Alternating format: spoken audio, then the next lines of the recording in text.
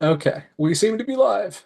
How's it going, Yeah. everyone? Serena and Fatma are joining me. I'm Neil, your host, and this is the $1 Trillion Show. And we are, well, a sizable chunk of Tax Sherpa. Anyway, this is our weekly show where we go over all the things that are happening in the tax world. We get people's questions and all kinds of fun stuff. We'll get into who I am in just a second here, but let me start the pretty slides. Let's see. Here we go. This is the $1 Trillion Show. I'm your host, Neil McSpadden. And quick question, why do we call it the $1 Trillion Show? And the reason for that is because that's the mission, is to save Americans $1 trillion in taxes. We're Tax Sherpa. We help people, especially small business people, save tons of money on their taxes. And there's a number of ways we do that through entity structuring, tax planning, all this kind of stuff. However, there is no scenario where McConaughey likes it. All right. There is no scenario in which we can work with enough clients in order to actually save $1 trillion. So, how do we actually do that? And the answer is scaling tax saving strategies through tech. We're creating all kinds of stuff, tools, calculators, courses that can scale and can reach loads of people. And if those people put the tax planning strategies into place, they can save $1 trillion without actually too much trouble. That's why this is the $1 Trillion Show. That's the mission, and that's how we're going to do it. So who am I? I'm Neil. I went from owing the IRS over $1.3 million to zero, and in the process, discovered this whole world of tax strategy, tax planning that I had no idea existed before. In fixing my own mess, I started to get into this whole world, and I've been an entrepreneur my whole life, my whole adult life, anyways. And I found out fairly quickly that there are two categories when it comes to the tax professional world. So, category number one are people who cater towards high net worth individuals, large corporations, and by all accounts do a good job, right? And they save their clients millions, sometimes billions of dollars. They're charging six and seven figures to do that. The other 98% are basically the people who are have the small offices or franchise or whatever doing tax work, and they're churn and burn. They're they are the typical relationship is you go in once a year and say, here's my stuff, and they say, great. They put it in the computer and they say, here you go, here's your tax return. Maybe you get a refund, maybe you owe whatever it is, just whatever it is. And that is okay if you have a very, very simple tax situation. So if you just have a W-2 and that's it, that's okay. If you are retired and don't have any active anything, it's just passive investments and Social Security and whatever, that's okay. But for anybody who has anything complicated going on, it's not okay. It's because what happens is the people in that middle scenario they can't afford to spend $100,000, $200,000 on a tax return.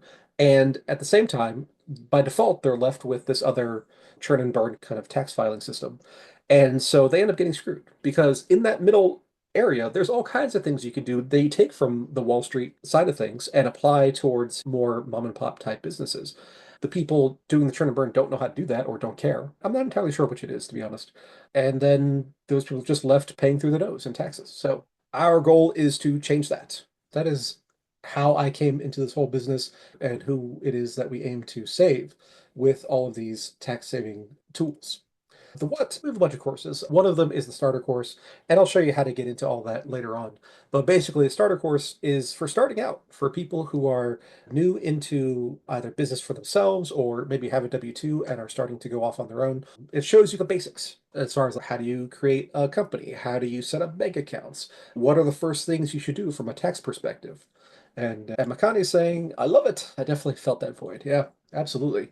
So, of course, it takes you through like step zero to step one so that you are then in business in a tax efficient kind of way and you are protecting your income as much as possible at those early stages. Once you get beyond that, then it's time for higher level stuff. The starter course will do you for 90% of what people need to be doing, honestly. And then, so that's the who, that's the what, and the how is through these technological solutions. And then this is the part where we get into questions and answers. However, there's something I wanted to hit on. I wanted to hit on today. So on on the 22nd, which was I guess Friday or Saturday, on Saturday, the Washington Post came out with an article, and they are citing three unnamed people that are working either in the IRS or in the Treasury Department, and they're terrified that revenue is going to drop by as much as 10%. And that means it's going to cost for the government means lower taxes, $500 billion this year. And anytime I see articles where there's anonymous sources, I feel like I've learned my lesson. Over the last several years, we've seen a lot of anonymous sources turn out to be just nonsense. It's just not true. I went ahead and I looked it up. Just let's look up the information. The Treasury is this, make sure that this share is coming through. The Treasury puts out a report every month about receipts. In government accounting terms, a receipt is money paid from somebody to the federal government. So, like your income taxes are a receipt for the government. Corporation taxes are a receipt for the government. Your payroll taxes, Social Security, Medicare are a receipt for the government. And they publish these reports every month. And I was like, let's just check, right? So we're in the middle of March or towards the end of March now. But the January and February report, how does that compare to last year? Let's take personal income taxes, individual income taxes. So this is this line. In 2024, let's see. So that was December of 23. So January of 24, $285 billion. January of 25, $308 billion. So 285 to 308. 308 it turns out is higher than 285. And in February of 24, 179 billion.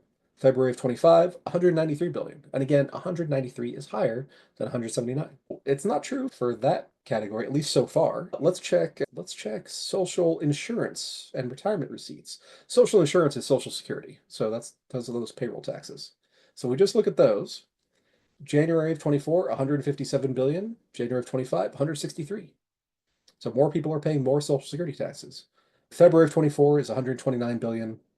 February of 25 is 134. And again, 134 is more than 129.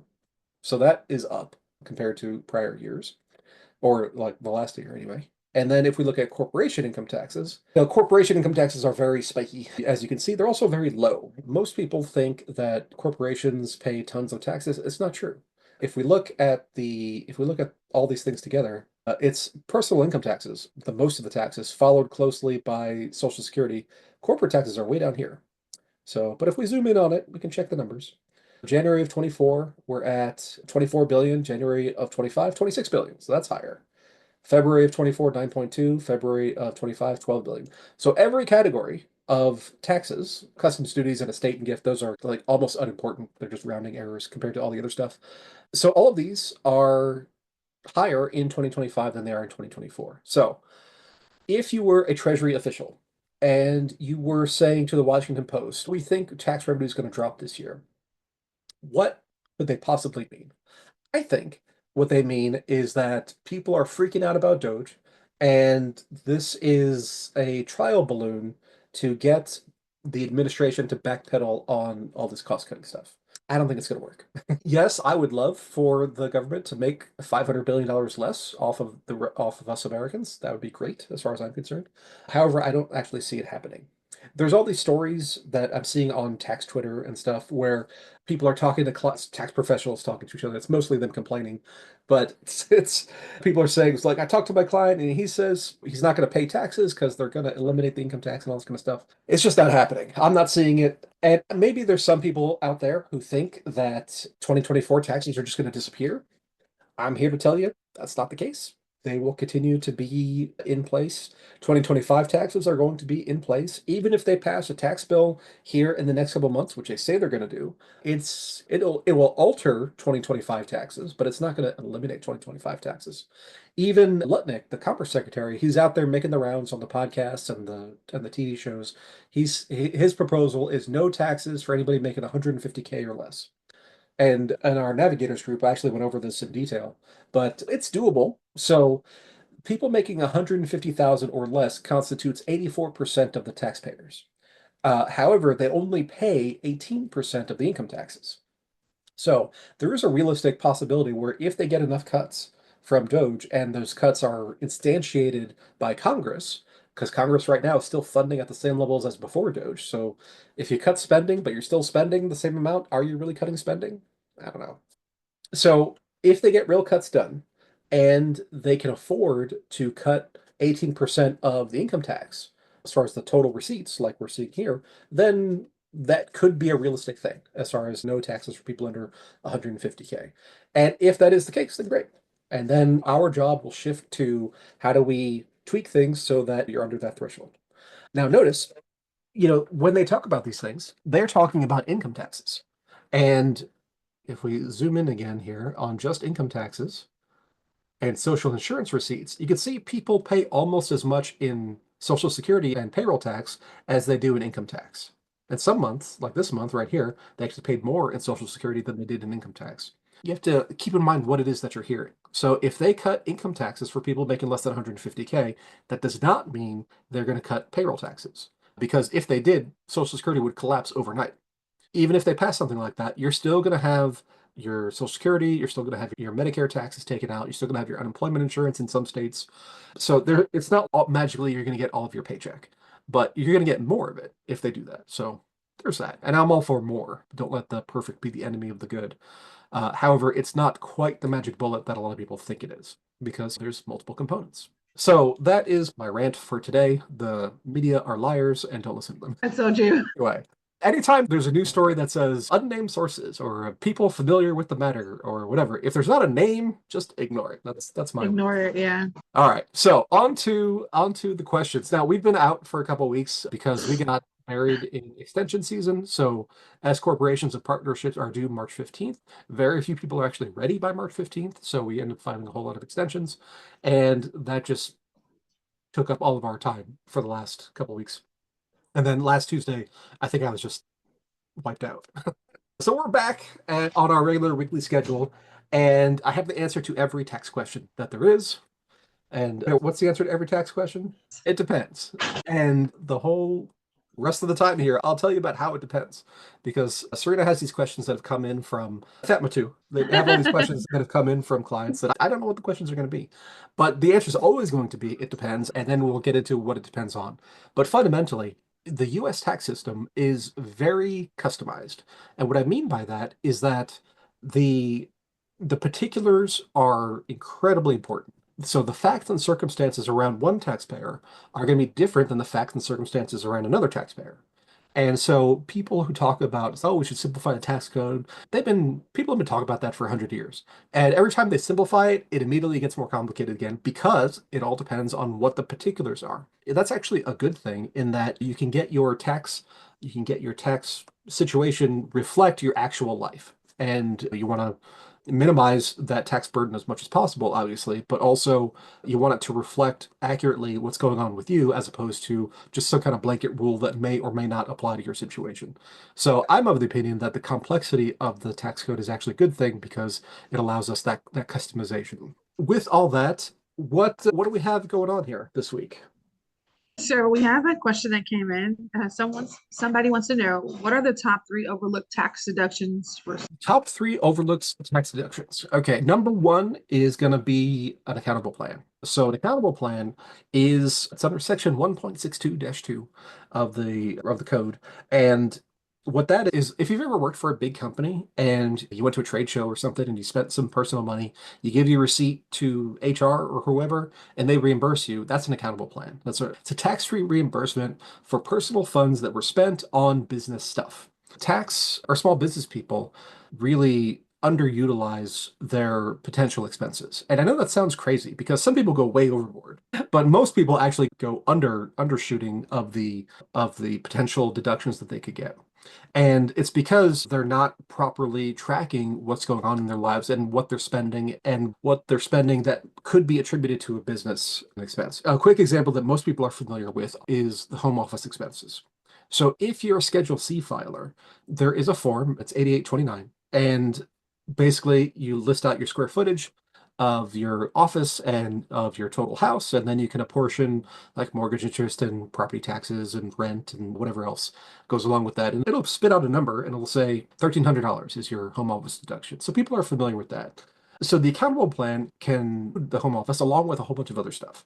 So you might be using your car for work for your business. You might be traveling for business. You might be buying internet for your house for business. So like in my house here, I've got a business plan and it's less used now because I was working out of the home office where I am now exclusively for about 5 years.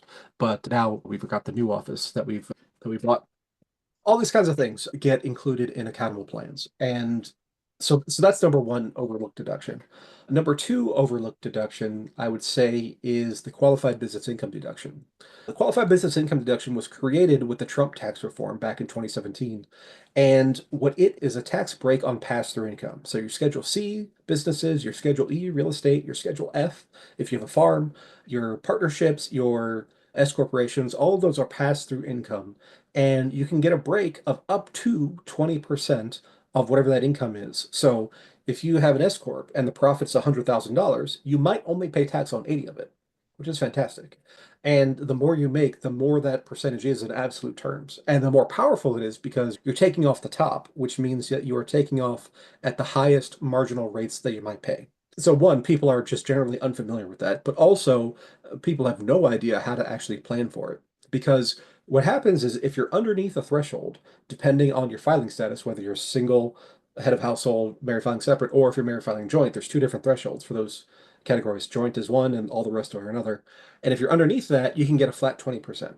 But if you're above that, then there's a comparison test, and it's 20% versus 50% of the wages versus 2.5% of the assets in the business. And that all gets super complicated super quickly.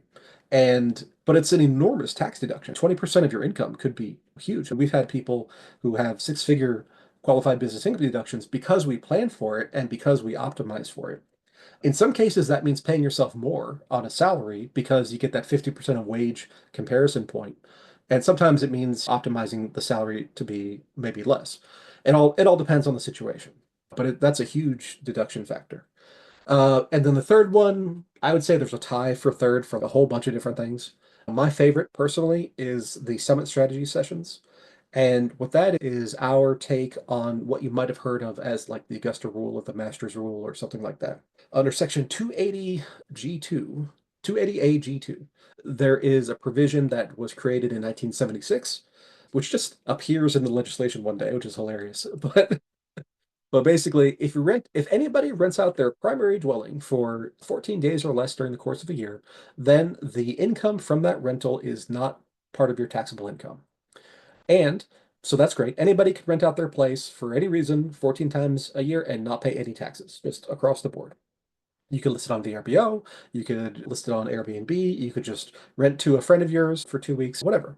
And that works fine. And that's an exclusion, which is great. But then in order to really supercharge it, you actually have your company rent it from you. And as long as it's a distinct tax entity, so you can't work for a Schedule C business, as long as it's a distinct tax entity, like an S corp or something that has its own address, then that works. Now, there's a lot of nuances that go into that. You have to make sure the number is real as far as like the rental. You can't just charge yourself $1 million. It's got to be backed up by the market values. A second element is that people screw up on is they don't actually create a business purpose. So what we've done in our strategy is to create a monthly management meeting. So you get 12 of these a year because it's 12 months in the year, and we'll walk you through like how to actually look at your business as a business because the biggest problem that small business people have is that they're not formally trained small business people. They are really good at what they do. Let's say you're an air conditioning technician and you become really good at being an air conditioning technician. You go out on your own and you say, I can run my own business being an air conditioning technician. And sure, you can. But what you're missing is all the managerial skills, even if it's just you, all the stuff you learn in business school and all that kind of stuff. What the summit strategy sessions do is it forces you to sit down once a month and go through your numbers and say, okay, here's how much money came in. Here's how much money went out. These are the different categories. Here's how it compares to last month and last quarter and last year. And how am I going to review what happened in the preceding time? And what does that mean for the future? And what are my plans for the future? How am I going to improve my marketing? How am I going to improve my cost structure? All these kinds of things. And what it does is it, one, creates a business purpose. Two, it creates a log for yourself. And three, it makes you run a better business. And all at the same time of that, you're actually getting a tax deduction because we've set it up right in the first place. So I would say those three are the three biggest. The third one, it could be a lot of things, but that's my particular favorite. So that is my answer with several it depends built in. Understood, understood. Yeah.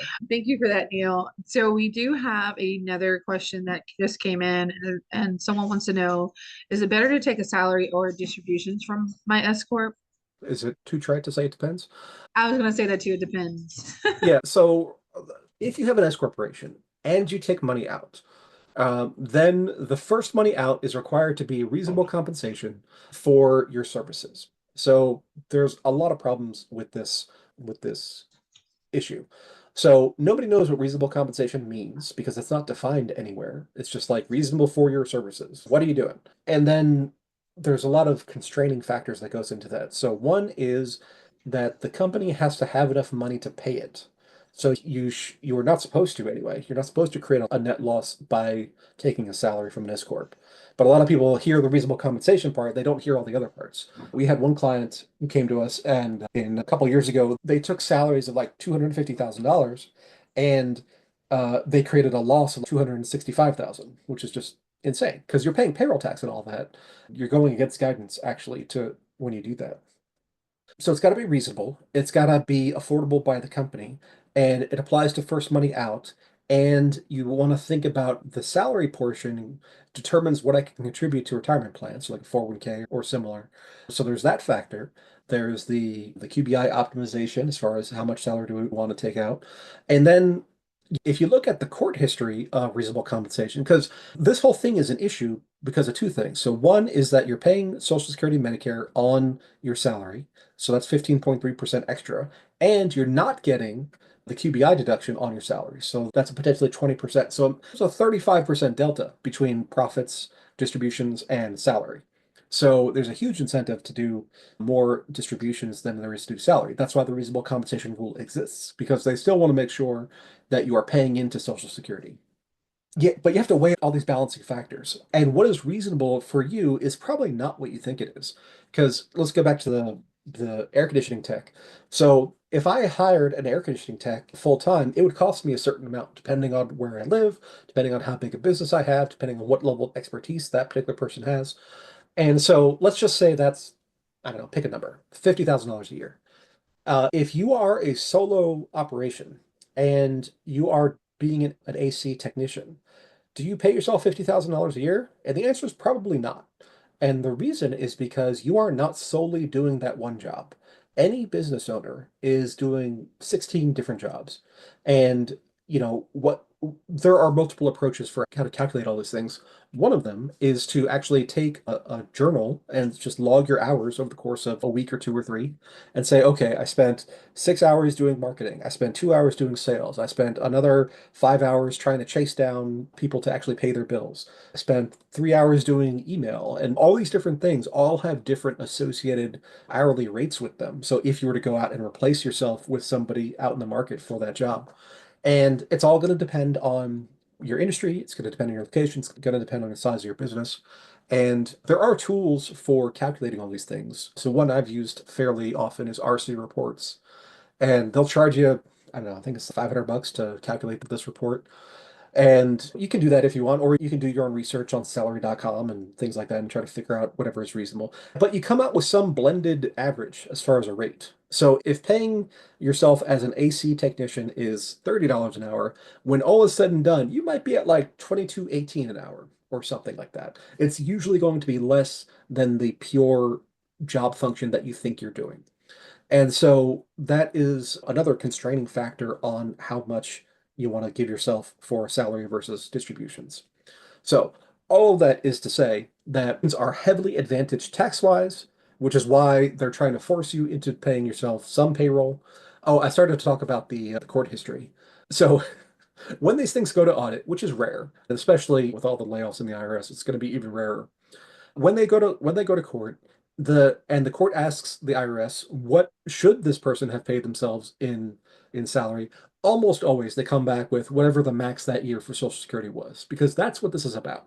Just know that. So if you have a lot of net profit, you want to be looking at, say, am I in the ballpark of paying a lot of Social Security tax? If yes, then okay, let's have a deeper conversation and analyze all those different factors. If no, if I'm talking about I have 20,000 net profit for the year, then, well, one, you probably don't need any distributions or salary because it's only on money taken out. It's not necessarily on net profit. If you leave that money in working, then it doesn't apply. So you got to know what ballpark you're in. And on the other end of the spectrum, if you have $1 million worth of net profit, then you want to yes, you're going to pay in the max for Social Security, whatever it is for that particular year, and you want to pay yourself more probably in order to optimize the qualified business income deduction. And then you can sock away a whole bunch of money for 401ks and that kind of thing. So there is no it's better or worse necessarily. It's customized for your particular situation. So I know that's a long way of saying it depends, but basically it does. So do we have a question from a client boss that asking, how can I legally pay my kids through my business and get a tax benefit? Okay, there's different ways to do this, and there's lots of ways to screw it up. So if you pay anybody from your business, then that's going to be a deduction to the business. So whether it's you or whether it's your kids, whether it's a stranger, anybody you're paying a payroll check to is going to be a deduction to the business. So that's number one. The question then becomes, how do we supercharge that? And the answer is that if minor children, so under 18, are paid directly by their parents, and directly, it could mean a couple things, then they are exempt from Social Security tax, they are exempt from Medicare tax, they're exempt from federal unemployment tax, and in most cases, they are exempt from state unemployment tax. It depends on the state, but most of them follow the feds on that one. And then if you pay anybody less than whatever the standard deduction is for that year, then they're not going to pay any income tax either. And sometimes there's differences between the federal and the state on that. So sometimes people end up paying a little bit on state income tax.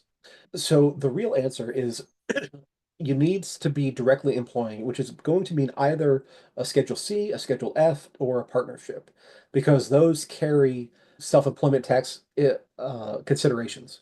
Let's just say you have a partnership, because that's typically the way we want to set it up.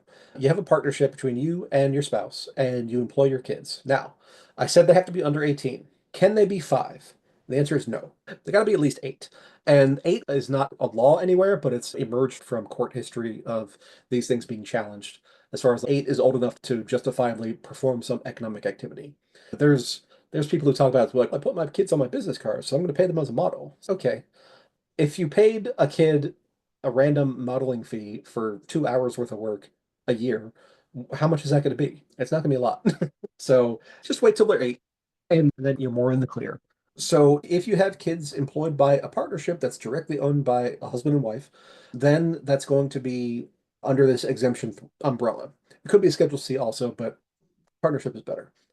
So the kid has to be doing something. You can't just wave a magic wand, right? And so like when they're younger, a lot of times when we talk with clients, we'll talk about, okay, they can do janitorial stuff. They can start to do admin stuff. Depends on the capability of the kid also.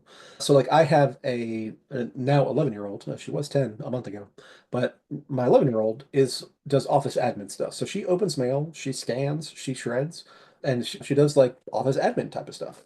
And I looked up based on my local market and based on those particular job duties, what does that actually pay in my particular place? And so I gave her an hourly wage based on that.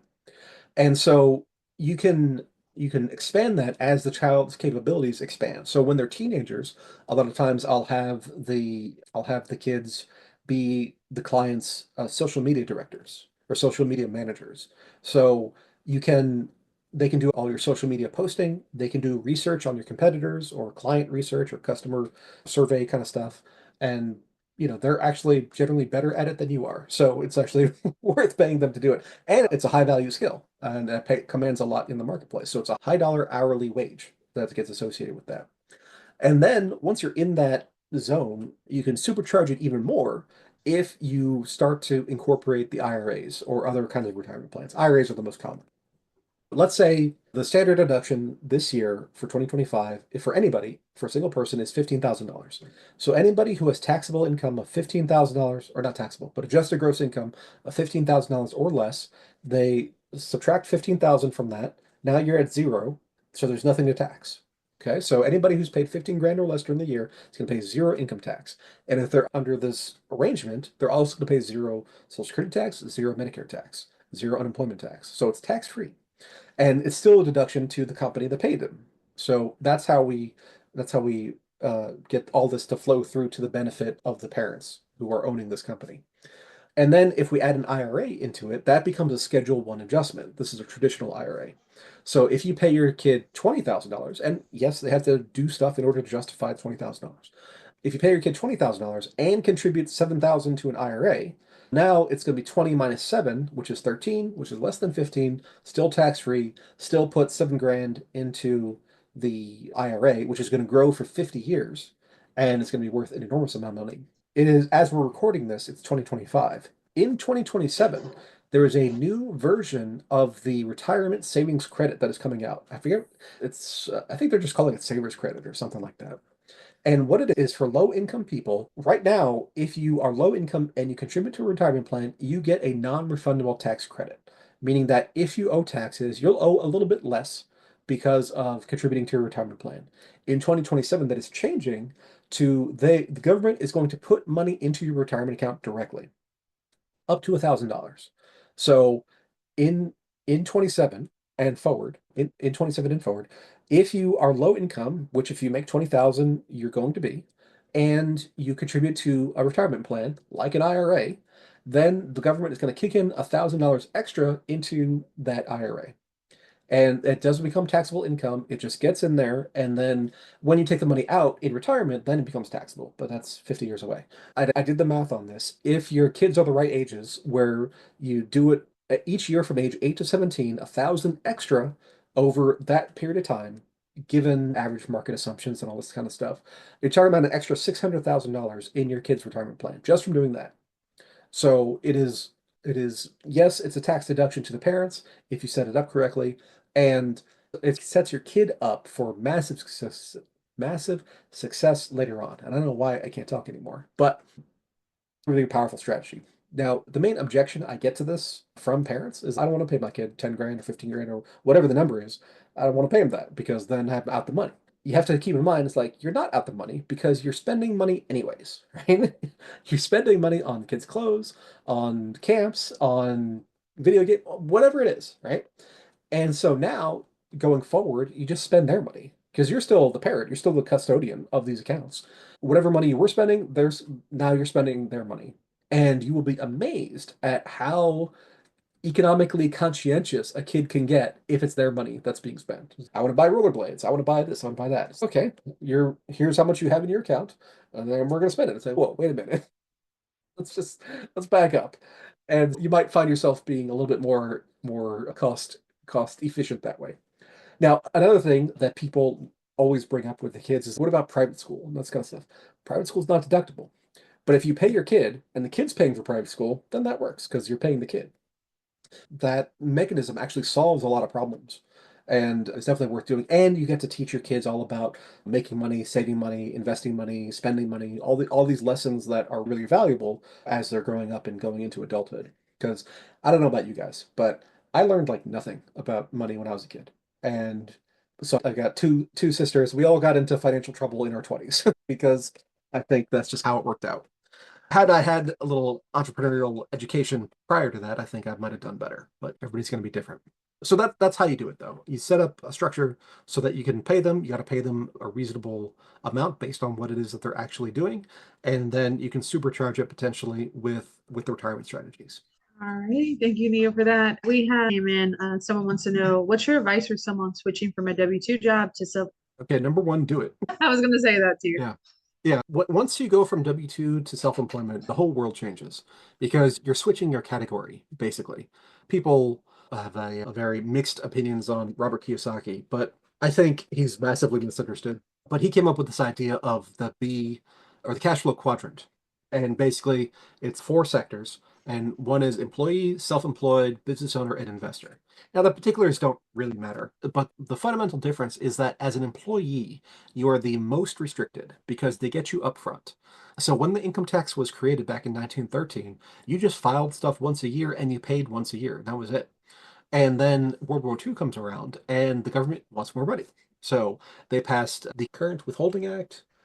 I think I'm messing up the name there a little bit, but basically it was Milton Friedman's brainchild, Mr. Libertarian of all the people, said that if we collect the taxes up front and do withholdings from their paychecks, then we don't have to rely on them so much to file at the end of the year because compliance was not high.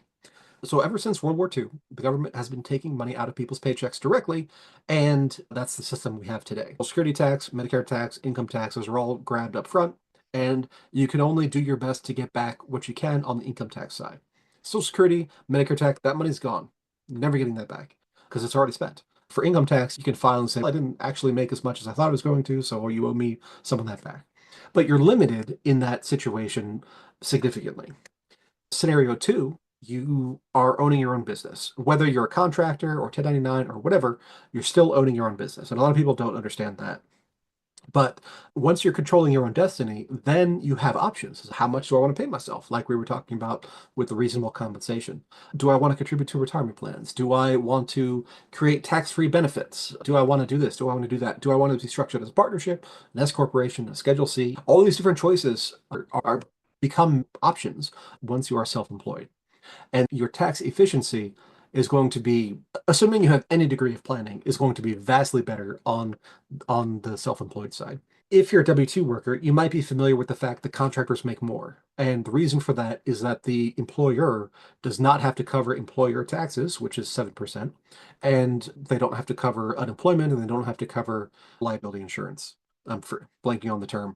But basically, it's 10 to 15% cheaper to hire a contractor than it is to hire an employee. And so that cost savings gets passed on to the contractor because you're still competing for labor. So a contractor off the bat is going to earn more because those cost burdens are shifted to the contractor.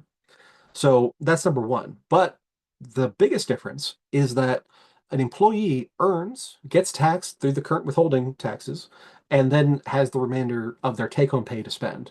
A small business, or any business, earns and then spends and then gets taxed on the remainder.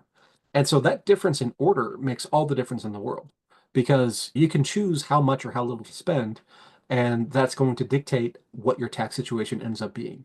So to put figures to it, basically, given the same amount of income, if you have anybody in your corner at all when it comes to tax planning, you're going to pay half as much as a small business person than you are as an employee.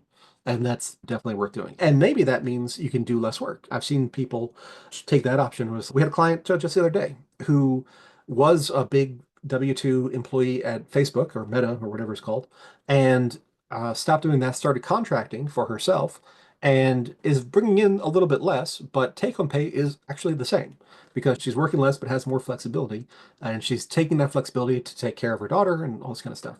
Her standard of living remains the same because it's just more tax efficient on the contractor side.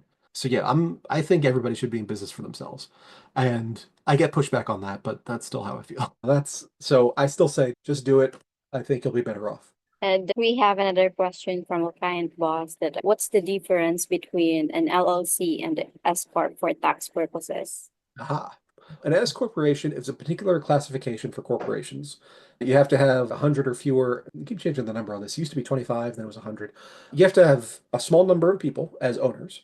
You can only have one class of stock, and it's a pass-through structure. So, like a big corporation, a C corporation, is let's say Tesla or Apple or IBM or any big company that's publicly traded is pretty much going to be a C corporation. The C corporation pays its own taxes. And that has particular advantages and disadvantages, but a S corporation is a pass-through. So all the stuff we were talking about earlier with reasonable compensation and qualified business income deduction, those all come into effect because it's pass-through, because the income files its own tax return, but then the income flows through to the owners through Schedule K1. So that's what an S corp is. But an S corp is not a type of corporation. It is a tax status. It's an election that you make with the IRS. And in New York, you also have to make it with the state. So, you know, so an LLC is a limited liability company, and for tax purposes, LLCs do not exist. They are what the IRS calls creatures of the state. And what that means is that there is no federal designation or federal recognition of LLC. And so the net result is that you file an LLC with your Secretary of State in whatever state you're operating in, and then you have to go and tell the IRS, hey, I have this LLC for tax purposes, I'm going to be X. And it could be anything. It could be C corporation, could be a partnership, could be an S corporation, could be a disregarded entity where it's just completely gone as far as tax purposes go. So they're two totally separate things. So you could be a corporation taxed as a S corporation. You could be an LLC taxed as an S corporation. You could be an LLC taxed as a partnership. You could be an LLC taxed as a C corporation, or you could be an LLC taxed as a disregarded entity, meaning that you're just flow through to whatever owns the LLC. And so one is a legal designation, so that's the LLC, and one is a tax status, which is the S corporation, and they may or may not have anything to do with each other. A lot of people do get confused by that and say, I thought I was an LLC. Now you're telling me an S corp. It's two different things. One's legal, one's tax. That's just how it is. So we have another question that came in. It's a business tax question. So someone wants to know, can I deduct 100% of my car if it's used for business? If it's 100% used for business, yes. If it's not 100% used, then you got to prorate it. We've had clients, this happens a lot in security business, where, the companies that go around neighborhoods and they'll have their car and they'll have their logos on it, and they're going around throughout the day and night and checking up on things. So we've had clients in that business and they have 7 cars, and all the cars are used by their staff to do business, to do the work of security services. And in those cases, yes, 100% are used for business, 100% expense on the business side. If you're using your personal car and you're using some for personal, some for business, then you got to apportion out which is which. And you can take deductions based on the business part of that. So yeah, it depends. So that is a it depends question. Yeah. Yeah, and I will say that as an advanced technique there, it gets into the home office establishment. Because I don't know how deep I want to get into this, but basically, your commute from home to work is not deductible. Everything after you get to work is deductible. If your work is at your home office, then, that expands the range at which you can have business travel. So that's just something to keep in mind. Interesting. Also, boss, we do have another question, which is how do accountable plan works and should I have one for my business? So one, yes, you should have one. Even if you don't use it, you should just have one. And there's some kind of boilerplate plan establishment language. Technically, an accountable plan doesn't have to be written, but it should be. So how it works is you define a couple key parameters as far as when can I reimburse myself, how soon, because you can't say, oh, I need to reimburse this thing from 5 years ago. Usually it's like a 60-day window, something like that, as far as expenses. How you do it is I like to do it, is you have your summit strategy session, and in that management meeting you're having with yourself, also in that same time, you go through a reimbursements procedure. And you say, okay, the last month I spent all this money on this, that, and the other, and you have a list and how much and what percentage is business, and then you take a reimbursement payment from the company to yourself. So, that's basically it. You just transfer money from the business to your personal account for the purpose of reimbursing whatever the expenses are. So you got to have a list of expenses. You got to know how much. You got to be able to justify, at least to yourself and potentially the IRS at some future date, that it did have a business purpose, and then actually effectuate that transfer. As far as what are the physical mechanics, you can log into your business bank account, click transfer, put in a dollar amount, and that's it. Okay, so it's 5:51. My time is 5:51. Yeah. Neil, do we have time for another Let's question? let's do one more. Okay. So we had one that just came in. They want to know about writing off improvements made to their rental property. Is that allowed? Yeah. It depends here is whether it gets expensed or capitalized. And it depends on the type of improvement it is and how much it is. Generally, $4,000 is like a threshold. If you're doing structural improvements, then that's going to be capitalized because you're physically adding into the overall capital structure of the building. If it's I repainted, then it depends on how much. Are we doing a whole thing where it's the whole house inside and out, or am I repainting a room that's $800? So at that point, it starts to get a little more granular as far as how you do that. So one of the things that's going on in Congress right now is a negotiation over bonus depreciation. So back in 2017, when the first version of the Trump tax reform went into effect, we got 100% bonus depreciation for all kinds of stuff. And the reason or the rationale for doing this is they wanted to incentivize businesses to buy into equipment and capital and factories and all this kind of stuff. So basically, everything short of 27 and a half year real estate, basically everything that was under that, like 15-year property, 7-year property, 5-year property, 3-year property, that all became bonus depreciation of 100%. And so effectively, it was the same as just writing it all off in the year that you bought it. So there was no difference between expensing and capitalizing. Now, as the Tax Cut and Jobs Act gets closer to expiration in 2026, that bonus depreciation has shrunk because I don't want to go into all why that happens, but basically we're losing 20% a year. And right now we're at 60% for last year. We're at 60% for the bonus depreciation.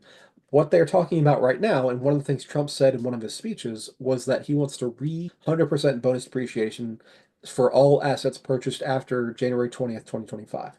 Now, that has not passed yet, but that's in the active discussion. So if assuming that does go back into the code, the tax code, then we'll be back into the situation we were in where effectively there's no difference between capitalizing an asset and just buying it and expensing it directly. Hopefully that does pass in whatever bill they end up on. I think it will. And yeah, that'll be great for anybody who is spending money on capital stuff like real estate improvements. That is a case where eventually it might not depend, but right now it does. Oh, we got a question here from Melissa. Does that mean your kids' income wouldn't need to be reported on your taxes since you claim them, or they have to file a separate tax return? They would have to file a separate tax return, yes. So anybody who has earned income, all right, it depends on the state. So if you are underneath the threshold for a standard deduction, then you might not have to file at all. But there's differences between the federal not having any taxes and the state. And so you do have to file because there's a state obligation. Or if you're over the standard deduction and you're playing the IRA approach, then you still have to file that because you need to tell the government, hey, we were over the threshold, but now we're under because of the IRA contribution. But yeah, the kids file their own tax returns and they're still dependents. They're still claimed by the parents. And yeah, they're just in a zone where they don't have to pay any tax. Also, people sometimes ask about the kiddie tax, and that's for investment income. That does not apply to earned income. So as long as their investment income isn't crazy, then you don't have to file kiddie tax issues. All right, that is all of the It Depends for this week. Anyway, let's go back over here. And so what next? Next thing to do, if you're not already, is become an explorer. Go to taxsherpa.com/explorer. You can sign up. It's free. You get access to a lot of our stuff as far as our courses and calculators, some of our custom AI software, which is being added to. It's slow right now because we're in the middle of tax season. I am working on stuff behind the scenes, and I think after April, I'll start releasing a whole bunch of stuff rapidly. This last month, I actually upgraded the quick and dirty bookkeeping. So bookkeeping is one of these things that is the bane of my existence. So everybody needs to do bookkeeping. Nobody likes to do bookkeeping and nobody wants to pay for it. But what I did was instead of people still send me bank statements. For filing taxes, I don't need bank statements. I need profit and loss statements. And so what I did was I created a system that will take your bank statement and it will process that with AI, and then you copy and paste that into a pre-formatted worksheet, and then it will spit out a P&L for you. So you can do a month's worth of bookkeeping if you have a simple business. You can do a month worth of bookkeeping in 5 minutes. And I've done it many times because when clients send me bank statements, that's what I do. Upgraded that about a month ago and created version 2 where it does a more accurate job of separating the different pieces and categorizing things. So that is there in the Explorers group. You go to the Learning tab and you'll see the quick and dirty bookkeeping. Kim says she's used it. It's very cool, very easy. Yeah, you just upload a statement. Just do one at a time. That's the only thing. Because if there's too much data, it gets lost. But you just do one at a time, copy paste, one at a time, copy paste. And it makes my life easier. And it's my hope that all the small business people out there will start to use it and will start having their own financials, with which you can then do summit strategy sessions because you need that information in order to plan ahead. So it all works together. If you haven't, become an explorer. And then we'll see you in the next week. We'll do this all over again because we're back on our regular schedule. And yeah, we'll see you on the inside. And Kim says if you have a lot of data, do one page at a time. Absolutely. With that, we'll catch you later. And if you have any questions, go ahead and email them in. Just go to taxsherpa.com. You can contact us. And who knows, your question might make it on the show next week. All right. See you guys later. See you later. Bye.